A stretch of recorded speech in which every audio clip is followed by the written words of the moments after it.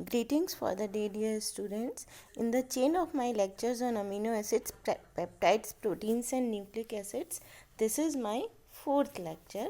ये मेरा चौथा लेक्चर है amino acid peptides proteins and nucleic acids वाले टॉपिक में, और इसमें मैं आपको बताऊंगी सिंथेसिस ऑफ पेप्टाइड्स।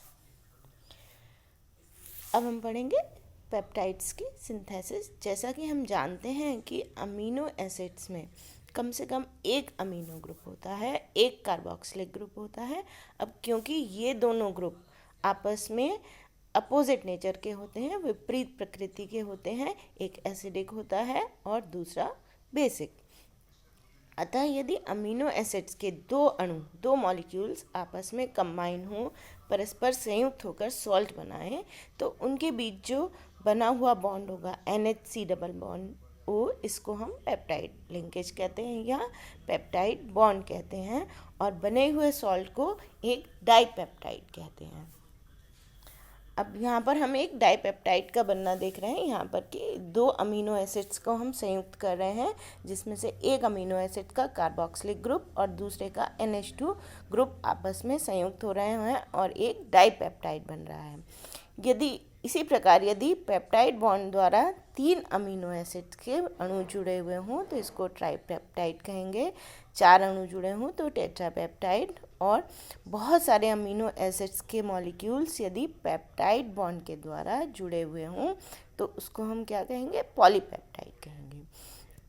अब पॉलीपेप्टाइड में 100 से भी अधिक अमीनो एसिड यूनिट्स हों, इकाइयाँ हों, तो उनको हम क्या कहेंगे, प्रोटीन्स कहते हैं। और वास्तव में क्या होता है कि पॉलीपेप्टाइड व प्रोटीन के मध्य कोई एक बाउंड्री लाइन नहीं होती, कोई एक सीमा रेखा नहीं होती।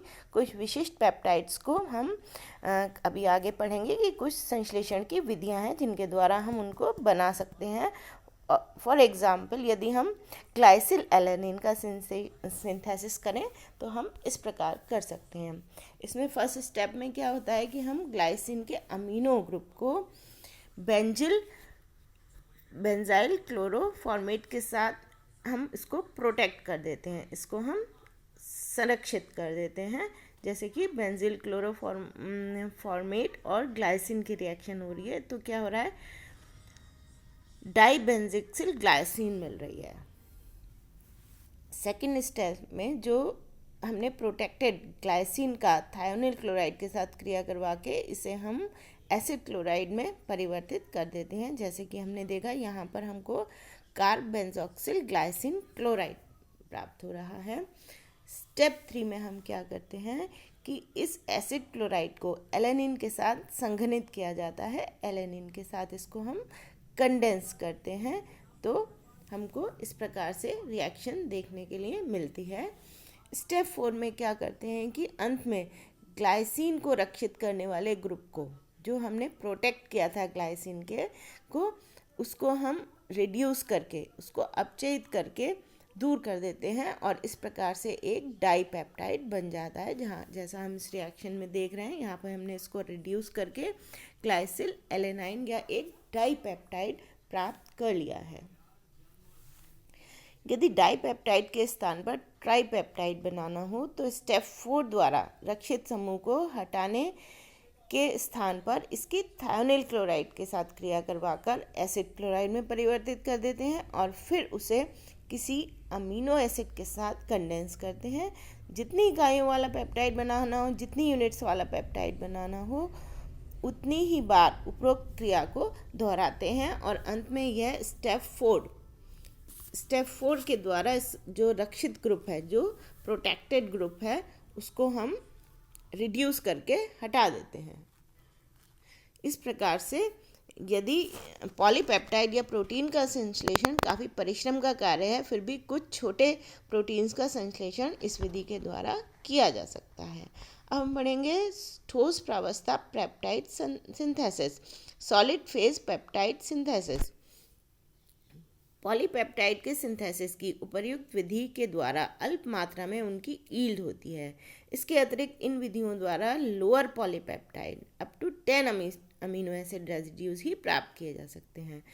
मैरीफील्ड ने 1940 में वृहद पॉलीपेप्टाइड्स के संश्लेषण की कुछ सॉलिड फेज विधि प्रस्तुत की, जिसके द्वारा 124 अमीनो एसिड्स को कंडेंस करके संघनित करके एक एंजाइम राइबोन्यूक्लियोज संश्लेषित किया।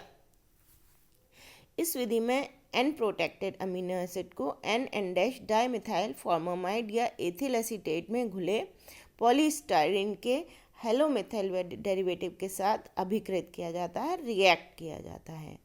एन रक्षित अमीनो एसिड्स का पॉलीस्टाइरीन बॉन्ड डेरिवेटिव बनता है और फिर एन प्रोटेक्टेड समूह को फिर से दूर कर दिया जाता है।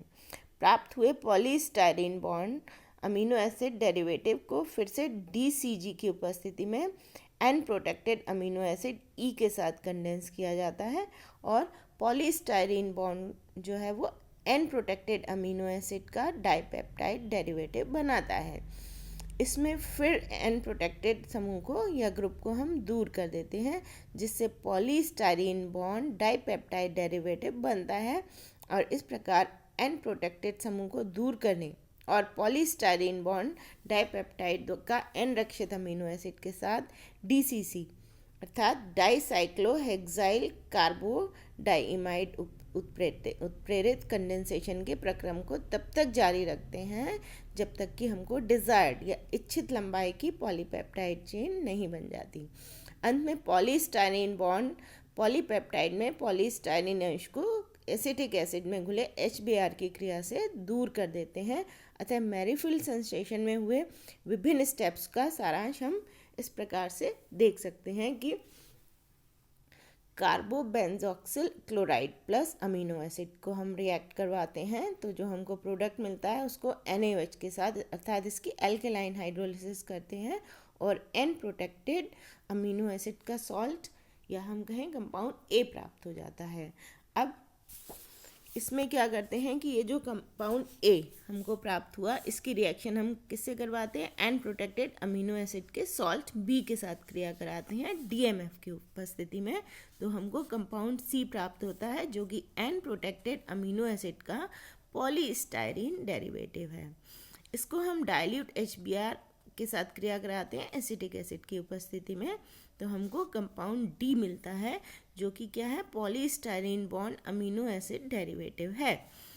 अब इसकी रिएक्शन हम N protected amino acid derivative E के साथ करवाते हैं DCC की उपस्थिति में, तो फिर क्या होता है कि जल का एक अणु निकल जाता है और polystyrene bond N protected amino acid का डाइपेप्टाइड डेरिवेटिव F प्राप्त होता है। इसको हम डाइल्यूट HBr के साथ रिएक्शन करवाते हैं तो हमको polystyrene PS bonded N protected dipeptide derivative G प्राप्त होता है और इसको हम सेवरल स्टेप्स में इसकी रिएक्शन करवाते हुए अंत में हम पॉलीस्टाइरीन डेरिवेटिव प्लस पॉलीपेप्टाइड हमको प्राप्त हो जाता है। सो ये था सिंथेसिस ऑफ पॉलीपेप्टाइड्स या पॉलीपेप्टाइड्स का संश्लेषण। Thank you, have a nice day.